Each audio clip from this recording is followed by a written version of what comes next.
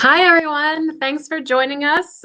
We are back for Brooklyn Gives, our midday check-in. We're just going to chat a little bit while our audience builds because we just went live.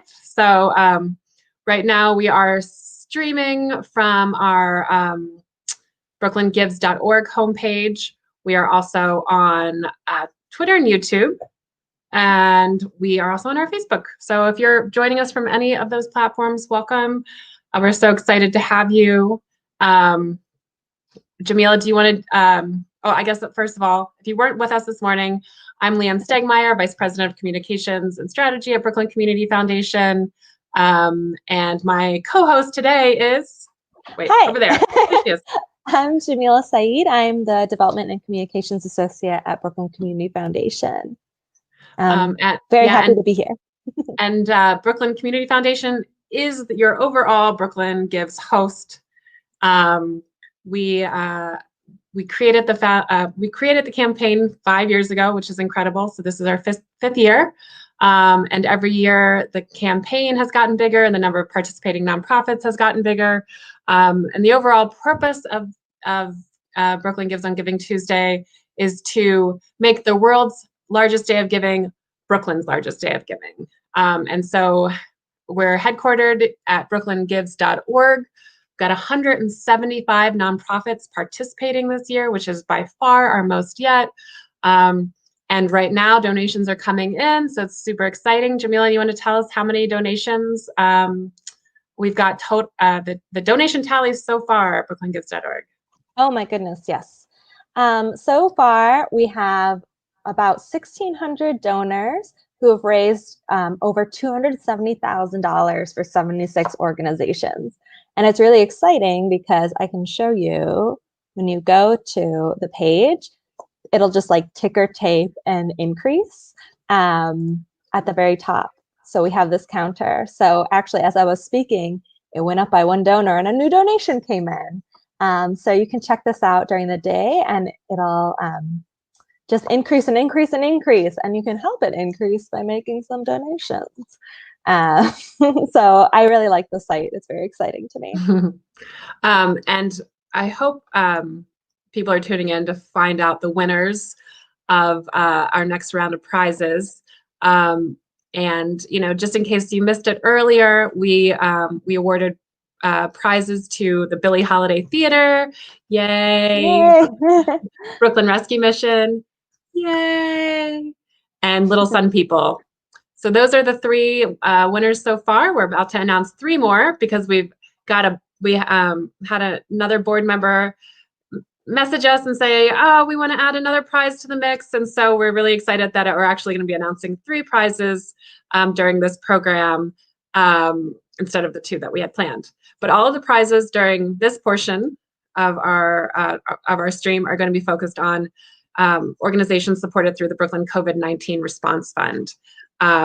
So I actually would love to welcome another guest to our stream right now to tell us more about the Brooklyn COVID-19 Response Fund and, of course, how she's celebrating Giving Tuesday. So, ta-da, we've got Cecilia Clark, President and CEO of Brooklyn Community Foundation with us. Hi, Cecilia. How's Giving Tuesday going for you? Hi, Leanne. Hi, Jamila. Thanks for having me on. Giving Tuesday is going very well.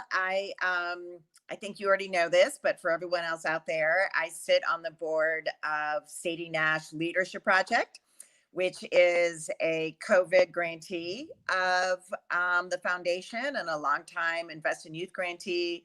It's also an organization I founded in 2001, and we are trying to raise $10,000 at Brooklyn Gives today, so it's very exciting.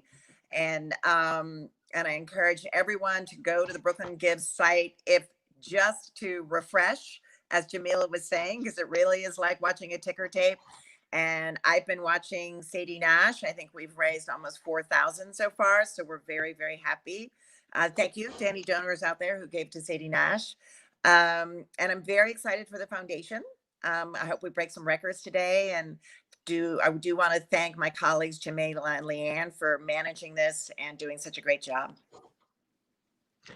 So Cecilia, as I mentioned, we're going to be shining the spotlight on our COVID-19 Response Fund grantees. So these are organizations that have been incredible supporters of communities dealing with just every aspect of this crisis since the early spring.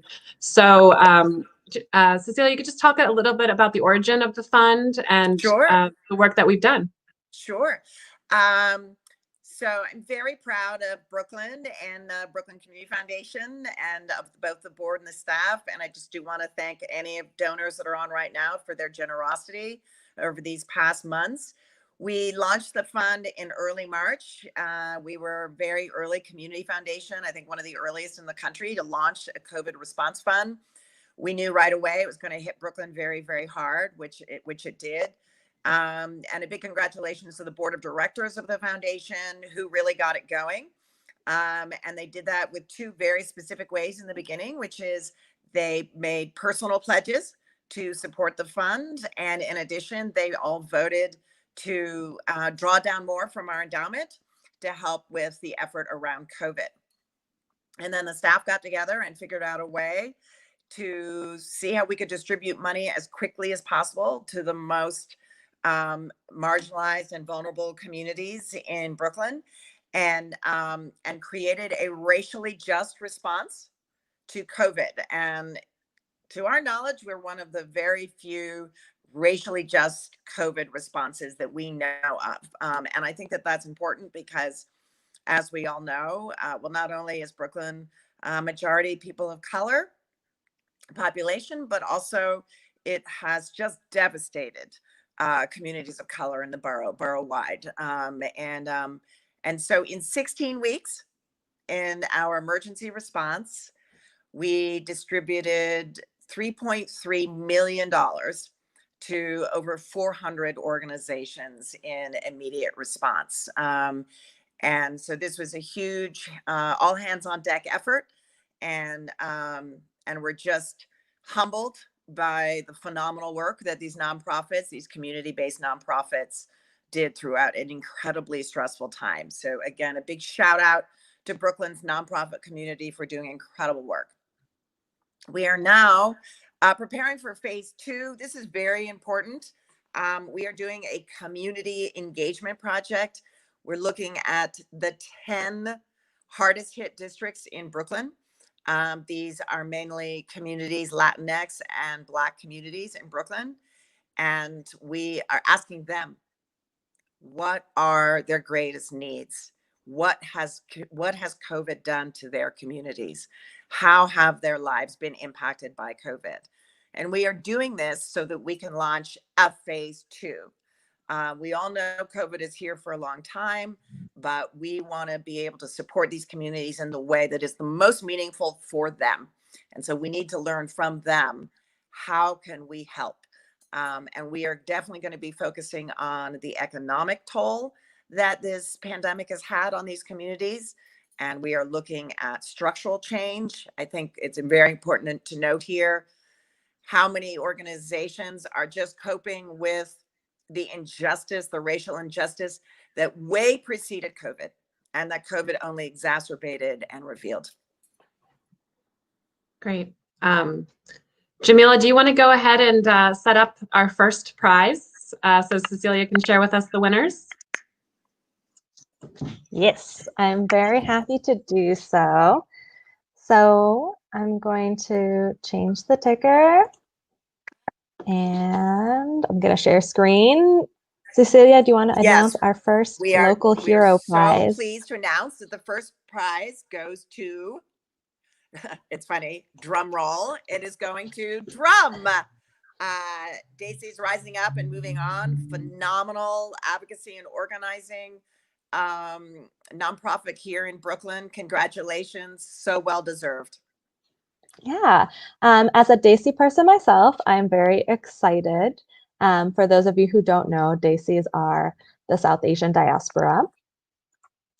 And now if we move on to our next prize, our local leader prize goes to Flamboyant Haitian Literacy Project. Congratulations. Sorry, I misspoke, but it's still a great prize. It's the National Grid Energizer Prize. All right. So National Grid Energizer Prize goes to Flamboyant Haitian Literacy Project. Congratulations. Yes. Very exciting. And you can check out all these pages on the Brooklyn Gives site. You can go to the prizes section. We'll link them there, and then you can learn more about each organization.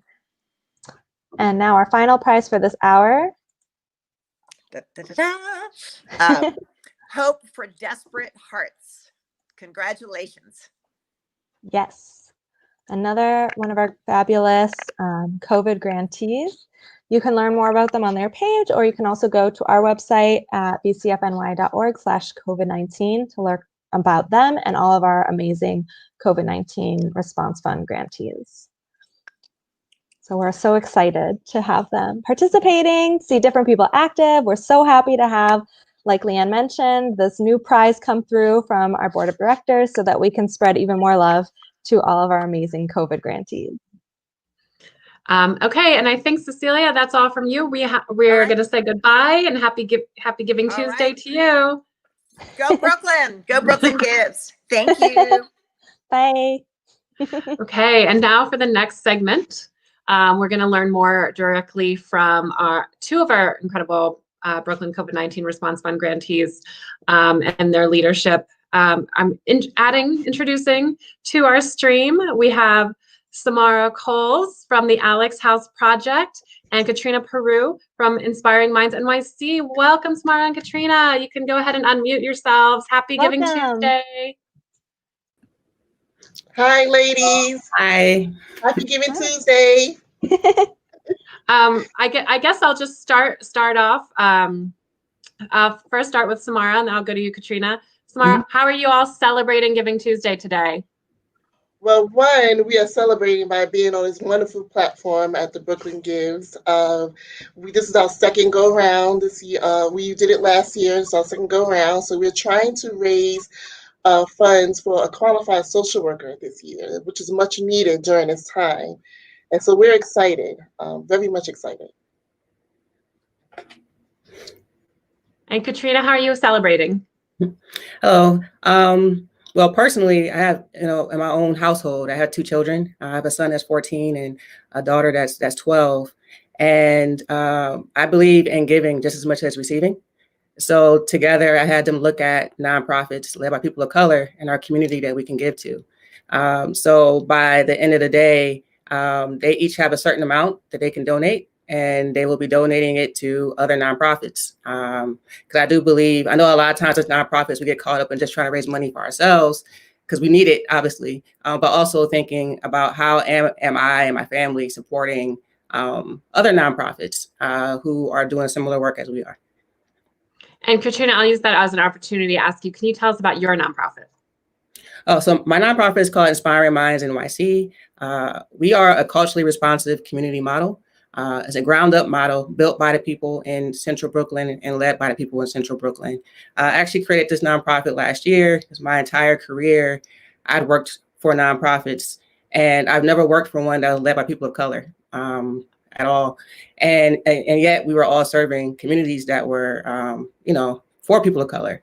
So I kind of wanted to create my own nonprofit model that was built by the people who were from the community and to find creative ways to sustain that.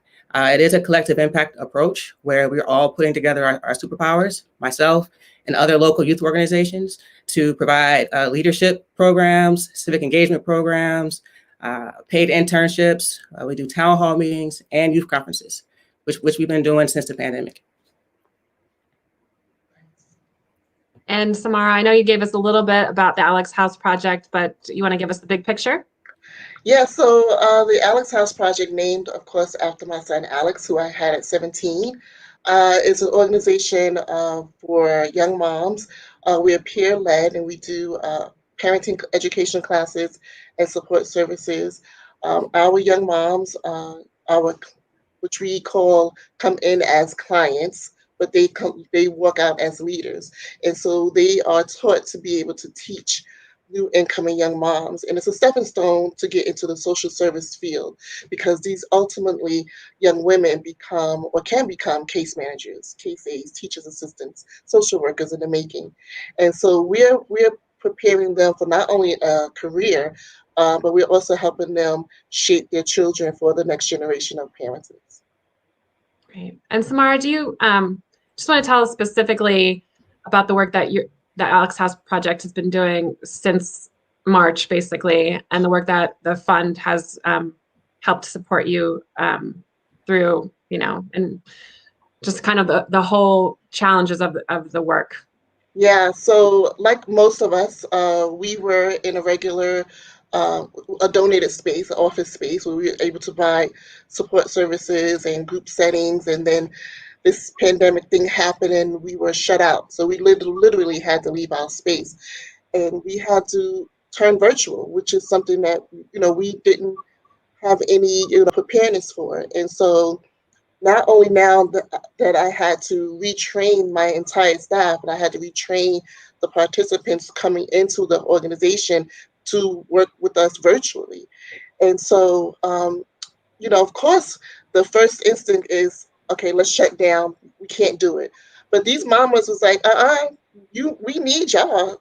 So get it together and figure it out. And that's what we had to do. We had to relearn technology. We had to relearn how to speak on camera. We had to relearn how to do our curriculum in a different space. And at the same time, we had to also deal with the pandemic ourselves, and be able to support our parents with Pampers and wipes and women's needs. And so those things were happening throughout the pandemic, which is still happening now. We still do our social distancing, grab and go events. We're starting to gather up for our toys. Our participants who are transitioning out of the program, they are getting their certificates. So we hand deliver stuff now. It's really been a crazy loop, but we're here for it. Our moms, our parent educators, although they are young moms themselves, they're not giving up on their peers. They're not giving up on the organization. So I'm not giving up on them.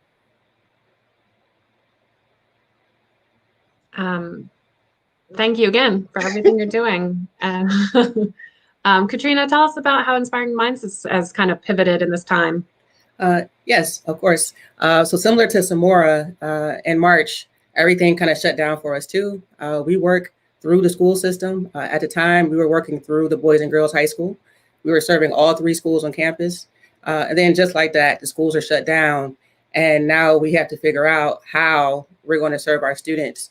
And not only were the schools shut down, they also froze all the DOB contracts, where our contracts for the spring, we no longer had access to, which is why the COVID response fund from the Brooklyn Community Foundation was so essential for us, because that allowed us to be able to continue to run programs for our kids, even when the schools were shut down.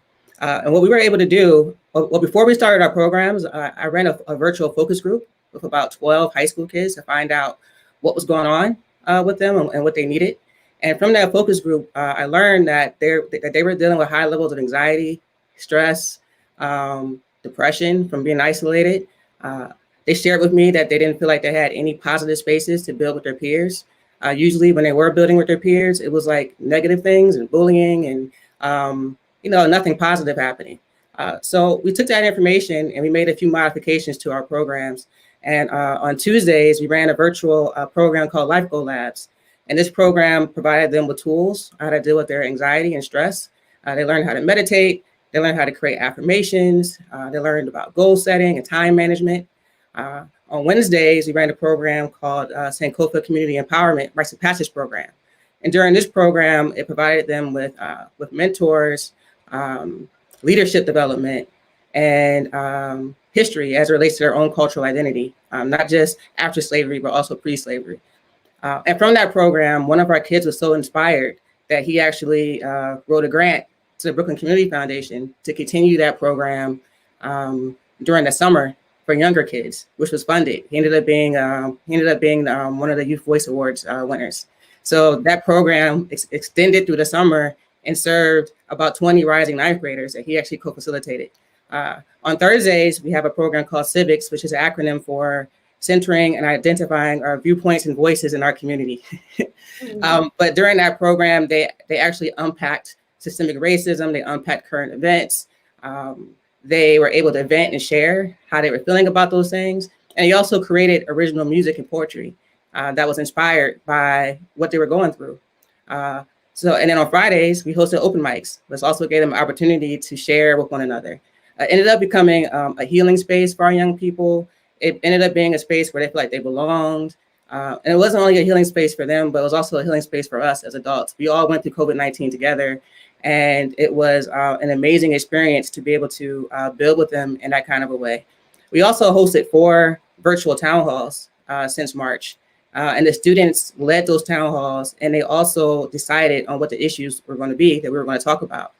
And one of the things that this is actually the most rewarding part for me during the pandemic is the fact that we accomplished every single goal that we put on the table at every single one of those town hall meetings. And that just shows the power of community. When the village comes together, the elders, people my age and the youth, when we all come together in a way that's organized with shared goals, anything's possible. From those town hall meetings, we were able to raise money to buy digital devices for remote learning. We were able to raise money to extend our programs through the fall. So the programs that we're doing now is actually being funded by money that they raised from doing town hall meetings. The funds that we raised in the town hall meetings were also used to extend our paid internship program. We hired and paid 14 high school students, and they supported us with outreach. I have 50 students right now as we speak in my virtual leadership program, and they were all recruited from my paid interns.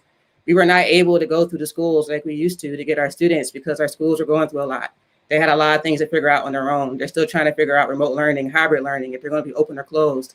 So when I would go to them to try to get students, they will often say, oh, we just don't have time for that right now. So I had to get the kids on my own. So I hired the students. They created social media campaigns. They created their own promo videos. And we have 50 kids sign up who are in our program right now as we speak, doing the same programs, Tuesday, Wednesday, and Thursday. Tuesday is wellness. Wednesdays is about cultural identity. And Thursdays is about leadership and civic engagement. So we did all that. We did all those things between March and today. And that $10,000 from Brooklyn Community Foundation opened up so many doors. It allowed for us to also be the lead CBO for the Office of Equity and Access, which is a department from the Department of Education. And they ran a social justice summer institute this summer. And they made us their lead CBO because of all the work they saw us doing through the spring from that COVID-19 grant. So again, I couldn't thank you guys more for your support. Well, we love partnering with you, Katrina, and we have really value both of Samora and Katrina, who we just kind of think of as family members now at Brooklyn Community Foundation. Samora used to literally work out of our office in Crown Heights, and certainly miss seeing your face every day, but it's really great to see you virtually. As we kind of are trying to connect the Brooklyn Gives campaign this year to the National Movement for Racial Justice, and of course the response to the COVID-19 pandemic, we have really wanted to talk about the value of supporting organizations led by people of color, serving communities of color. And the Brooklyn COVID-19 Response Fund's grants, 70% of them went to organizations led by a person of color. And so I just would love to hear from both of you kind of why you feel like your leadership is so powerful, and the leadership of organizations led by people of color is so much more powerful, especially in these times. And I know, Katrina, you really already kind of reflected on it, but I'm sure you've got more to say. And Samora, if you want to start, just kind of what is so powerful about Black-led, Black women leadership, people of color leadership organizations? Sure, and that's actually a good question. For me, it's really important that people, or young people especially, or women especially, see themselves in the people that are leading them. And for a long time, I've been a resident of the Red Hook community, and not too many women of color are leaders in that neighborhood. And so I'm still there. I'm their next door neighbor. I haven't moved. Um, and so I'm part of the path that I'm trying to create for them. And so I think when they see me and they see me in the grocery store and they see me, hi, Miss Samora, and I'm buying a toiletries and I'm asking, oh, so how's your mom? Like, we're very intimate in that sense where um, in some locations or some places, you don't get to have that type of relationship with the person that is so-called the leader of the pack, right? And so it's very important that young moms in my organization, or the young people that come through the organization, the moms and the parents, that they see someone who looks like them, who went through the process and came out on the other side. And I'm speaking in terms of parenting, I'm speaking in terms of education, I'm speaking in terms of family and finance, right? They need to see all of that and happening in the person that's leading them. And so it's very, very important for me to be the leader of the organization. And Katrina? Yes, first, Samora, I agree with everything that you just said. And that's something that I'm, this entire topic is something that I'm extremely passionate about. It's why I started to build Inspiring Minds in the first place. Because I do believe that it's important for our community to see leadership who looks like them. I think the reason why we were able to have immediate impact is because there's a certain level of trust that people have when they see leadership who looks like them from the community, which kind of gave us a foot in with the people right away, where we could hit the ground running, where it might be a lot harder for people from the outside to come in to do that right away. And also, there was this report that was just published by the Brooklyn Movement Project that actually had data that showed that it was nonprofits led by people of color that had the most impact as it relates to COVID-19 and dealing with structural racism. And a lot of that's because we're part of that struggle too. We're going through that too. You know, I'm dealing with structural racism, and my family is impacted by COVID-19 at high levels. So it's not something that's foreign to me. It's just something that I'm going through with my community, and we're figuring it out together. And I think that when you have all that working together, like I mentioned before, when you bring the village together and the community together, anything's possible. But most of the time, we just need the resources to do it.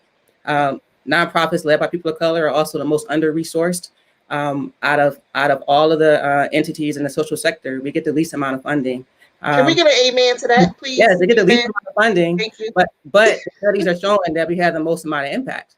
So Yes. Imagine if we got the same kind of funding that the white organizations had, how much more impact we would be able to have.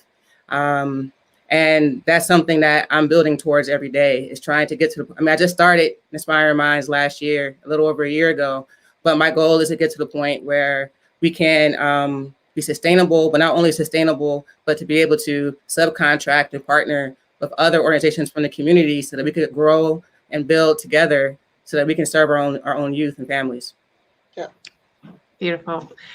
So we're running almost up against our time. I just want to ask you each, in one word or a few words, what does Giving Tuesday mean to you? Samara?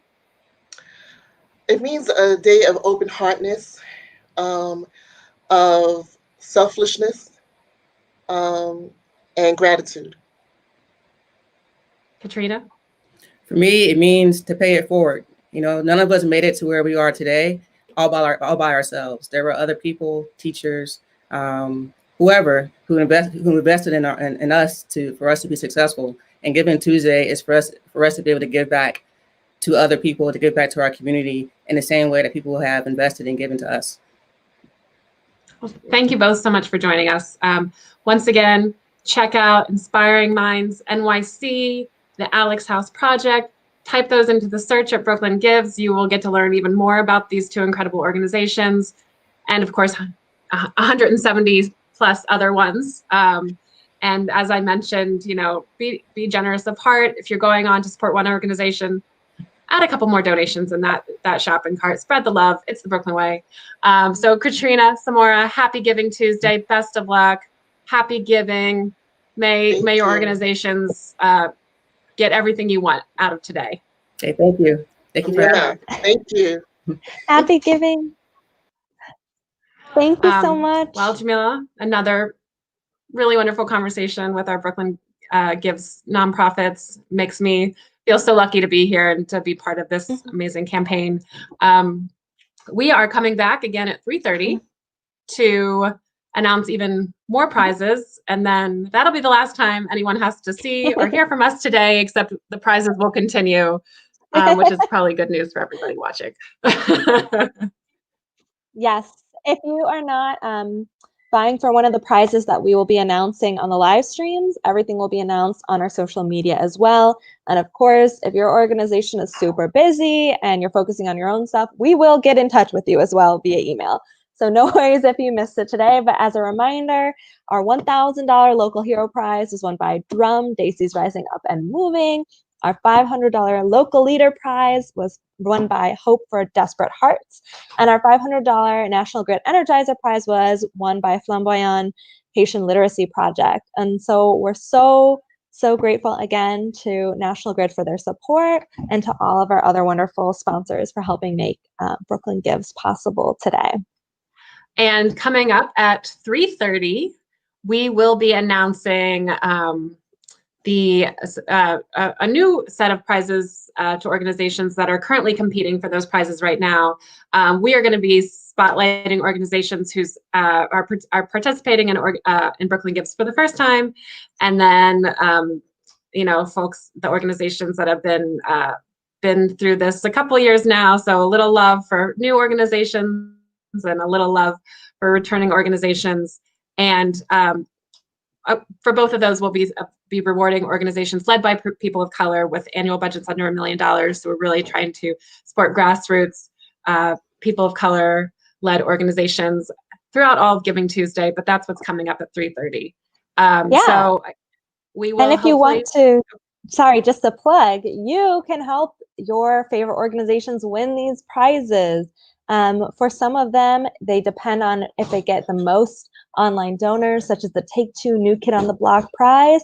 The organization with the most online donors at Brooklyn Gives between 12 and 3 p.m. for a first-time Brooklyn Gives participant. So if you're a fan of an organization that's new to Brooklyn Gives, you can help them win that prize. Give to them, please. Yes, and so we'll keep everybody in anticipation with that. And thanks for everybody for joining us. We'll see you right back here at brooklyngives.org, on YouTube, on Facebook Live, on Twitter. You can't miss us. So see you soon. Bye.